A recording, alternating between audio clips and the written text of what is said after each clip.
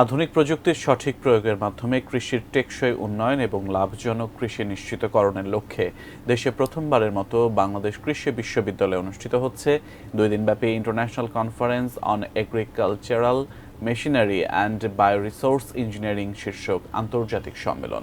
সকালে বাংলাদেশ কৃষি বিশ্ববিদ্যালয়ের হেলিপ্যাডে কৃষি যান্ত্রিকীকরণ আন্তর্জাতিক সম্মেলন ও কৃষি যন্ত্র মেলার উদ্বোধন করেন কৃষি সচিব এমদাদুল্লাহ মিয়ান। এ সময় বিশ্ববিদ্যালয়ের উপাচার্য অধ্যাপক ডক্টর এ.কে. ফজলুল হক ভূঁইয়া সহ কৃষি মন্ত্রণালয় ও বিশ্ববিদ্যালয়ের শিক্ষক ও কর্মকর্তারা উপস্থিত ছিলেন। কৃষি যন্ত্র মেলায় মেটাল সহ দেশের স্বনামধন্য সরকারি বেসরকারি 8টি প্রতিষ্ঠান তাদের কৃষি বিষয়ক যন্ত্রপাতি ও আধুনিক প্রযুক্তিগুলো প্রদর্শন করছে। Bangladesh society of agriculture machinery and bio resource engineering এবং বাকৃবির কৃষি শক্তি ও যন্ত্র বিভাগ যৌথভাবে এই সম্মেলনের আয়োজন করেছে।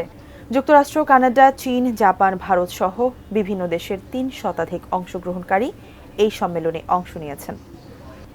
সরকারের পলিসি হচ্ছে যে আমরা এই আধুনিকরণের যে বিষয়টা থাকবে সেটাকে এমনভাবে আমরা করব যাতে করে ট্রান্সফরমেশনটা প্রপার হয় এবং এতে করে যেন কৃষকদেরও স্বার্থ সংরক্ষিত হয় এবং আমরা যেন আধুনিক যে পদ্ধতি সেগুলো যেন গ্রহণ করতে পারি।